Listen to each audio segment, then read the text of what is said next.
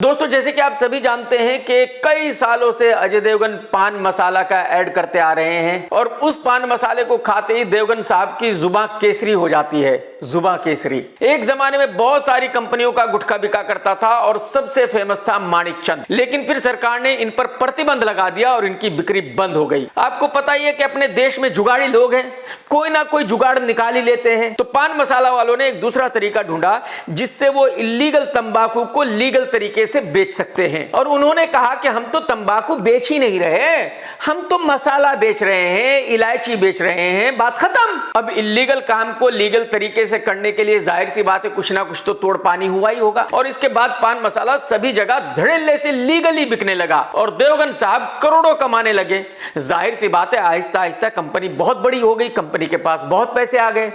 अब कंपनी ने देवगन साहब से कहा कि भाई साहब शाहरुख खान को भी अपने साथ ले आओ। अजय देवगन ने शाहरुख खान को भी एक बढ़िया सी ऑफर दी और उसको भी अपने साथ ऐड में ले आए और फिर दोनों भाई जुबां केसरी करने लगे। जुबां केसरी। मैं आपको यहां ये जरूर बताना चाहूंगा कि तंबाकू जहर है। इसको जो खाता है वो आदमी अगर 80 साल में मरने वाला होता है तो 30-40 साल में ही मर जाता है। जो लोग इसको यूज करते हैं, खाते हैं, उनमें से 50% को कैंसर हो जाता है। और ये बात शाहरुख खान और अजय देवगन दोनों ही अच्छी तरह जानते हैं।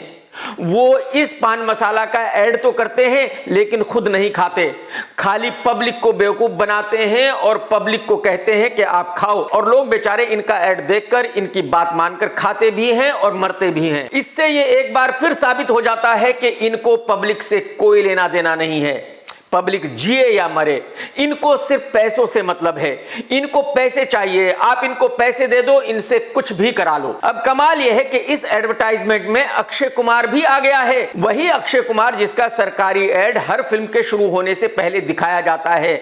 जिस ऐड में अक्षय कुमार दुनिया को बताते हैं कि सिगरेट नहीं पीनी चाहिए, फू फू करने में हीरोगिरी नहीं है। हीरोगिरी ये पीने में नहीं है, ये देने में। सिगरेट पर पैसे बर्बाद करने से अच्छा है कि उन पैसों से सैनिटरी पैड खरीदकर अपनी वाइफ को दे दो। ये वही अक्षय कुमार है जो स्वस्थ इंडिया के ब्रांड एम्बेसडर हैं। और आप खुद ही सुन लीजिए कि इन्होंने पान मसाला के ऐड के बारे में क्या कहा था। ऑडियंस को भी पता होना चाहिए किसको फॉलो करना चाहिए, किसको नहीं करना चाहिए। एंड जो गलत है सो गलत है। और मैं उनसे यही दरख्वास्त करूंगा कि ऐसी चीजों को एंडोर्स ना करें, क्योंकि यस बिल्कुल जैसे आपने कहा कि लोग देखते हैं, उसे फॉलो करते हैं। सुन लिया आपने कैसे दूसरे एक्टर्स को ज्ञान दे रहे थे ये भाई साहब, कैसे दूसरे एक्टर्स को ब्लेम कर रहे थे कि वो पैसों के लिए कुछ भी कर लेते हैं। ये झूठ के एम्बेसडर कैनेडियन अक्षय कुमार साहब ने कहा था कि बहुत सारी बड़ी बड़ी कंपनियां इनको करोड़ों रुपए देना चाहती है ऐसे एडवर्टाइजमेंट्स के लिए, लेकिन ये फिर भी करते नहीं है क्योंकि इनको पब्लिक की बहुत चिंता है। ये नहीं चाहते कि पब्लिक कोई ऐसी चीज खाए जिससे उनको नुकसान हो, जिससे उनको कैंसर हो। ये दूसरे एक्टरों की तरह लालची नहीं है, ये पैसों के लिए गलत काम नहीं करते। आप सुन लीजिए। मुझे कई ऑफर्स आते हैं, मैं आपको बताऊं, मुझे कई बड़े बड़े गुटखा कंपनी के ऑफर्स आते हैं कि करो, और अनगिनत सुनने वाले अमाउंट देने को तैयार होते हैं, लेकिन बात उसकी नहीं है। आज इतना बड़ा एक लाइन यहां जुड़ा हुआ है, कहां गया, स्वस्थ भारत, तो उसके लिए मैं ये काम नहीं करूंगा, गलत काम नहीं करूंगा। मैं यहां आपको ये याद दिलाना जरूर चाहूंगा कि अक्षय कुमार साहब बॉलीवुड के सबसे बड़े झूठे एक्टर हैं। ये वो इंसान है जिसका झूठ बोले बिना पेट नहीं भरता, जो अपने फायदे के लिए कितना भी बड़ा झूठ बोल सकता है। आप सभी को पता है कि इसने अपने फायदे के लिए इंडिया की नेशनलिटी छोड़कर कनाडा की नेशनलिटी ले ली थी। और जब वो खबर मीडिया में आई तो इसने कहा कि बिल्कुल झूठ है, मैं इंडियन नेशनल हूं, मेरे पास कनाडा की नेशनलिटी नहीं है। फिर कुछ सालों के बाद इसने कहा कि वो तो मुझे कनाडा की सरकार ने ऐसे ही नेशनलिटी दे दी है, जैसे कोई डॉक्टर नहीं होता लेकिन उसको डॉक्टर की उपाधि दे देते हैं। जब बहुत ज्यादा प्रेशर बढ़ गया और सारे सबूत मीडिया में आ गए, फिर इस भाई साहब ने माना कि हाँ मेरे पास कनाडा की नेशनलिटी है, मैं इंडियन नहीं हूं। फिर अब से तकरीबन 3 साल पहले एक टीवी प्रोग्राम में बैठकर इसने कहा कि मुझे कनाडा की नेशनलिटी रखने का कोई शौक नहीं है, मैंने अप्लाई कर दिया है कनाडा की नेशनलिटी छोड़ने के लिए और इंडिया का पासपोर्ट दोबारा लेने के लिए, और बस कुछ ही 2-4 महीनों में मैं इंडियन नेशनल बन जाऊंगा। आज 3 साल हो गए, ना ही इस भाई साहब ने अप्लाई किया और ना ही इसने अपनी नेशनलिटी चेंज की, यानी फिर एक बहुत बड़ा झूठ बोला। इस आदमी ने पढ़ाई में डिग्री ली हो या ना ली हो, लेकिन इस भाई साहब ने झूठ में मास्टर डिग्री ली हुई है। अब वापस आते हैं पान मसाला के ऐड पर।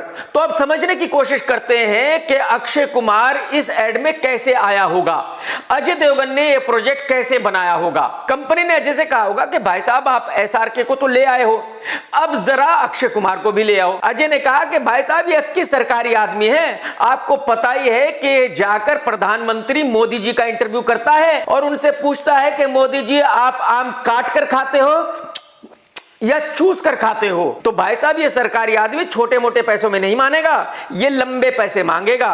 कंपनी ने बोला कि भाई साहब जो भी मांगे दे दो, लेकिन इसको ऐड में लाना है, हमें ये चाहिए। अजय ने अक्षय को फोन किया कि भाई साहब आप तो जानते ही हो मैं पान मसाला का ऐड करता हूं और शाहरुख खान भी मेरे साथ आ गया है, तो आप भी आ जाओ। अक्की ने बोला कि अजय भाई मरवाओगे क्या, आपको नहीं पता कि मैं सरकारी ऐड करता हूं जिसमें मैं लोगों को बताता हूं कि सिगरेट नहीं पीनी चाहिए, और अब आप कह रहे हो कि मैं लोगों से कहूं कि वो तंबाकू खाए।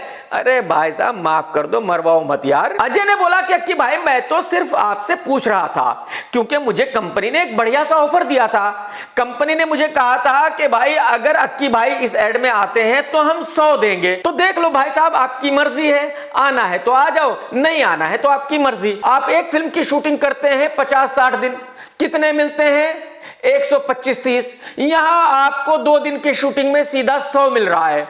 अब आपकी मर्जी है, करना है कर लो, नहीं करना है आपकी मर्जी। अक्की भाई ने कहा कि यार अजय तू मजाक कर रहा है, ये सच नहीं हो सकता भाई साहब।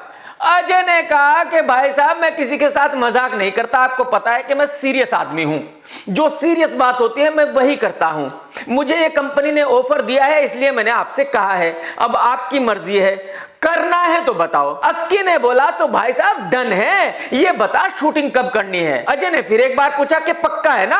अक्की ने बोला अरे भाई साहब 100 के लिए तो मैं कुछ भी कर सकता हूं, और मुझे कौन सा जिंदगी भर इंडिया में रहना है। अरे भाई साहब 2-4 साल के लिए हूं, माल कमा के कनाडा के लिए निकल लेना है, तो मुझे इससे क्या फर्क पड़ता है कि लोग क्या कहेंगे या क्या नहीं कहेंगे। आप शूटिंग की डेट फिक्स करो और मुझे बताओ, मैं आ रहा हूं। भाई साहब डन हो गया। तो इस तरह से अक्षय कुमार भी SRK और अजय के साथ इस ऐड में आ गया है। इससे साबित होता है कि इन एक्टर्स के लिए पब्लिक की जिंदगी की कोई वैल्यू नहीं है, इनको कोई फर्क नहीं पड़ता कि वो लोग मरेंगे या जिएंगे जो इनके बहुत बड़े फैन हैं, जो इनको भगवान समझते हैं, जो अपनी मेहनत के पैसे खर्च करके टिकट खरीदते हैं, इनकी फिल्में देखते हैं और इनको बिलियनर बनाते हैं। इनके लिए तो भाई साहब पैसा ही सब कुछ है, पैसा ही भगवान है।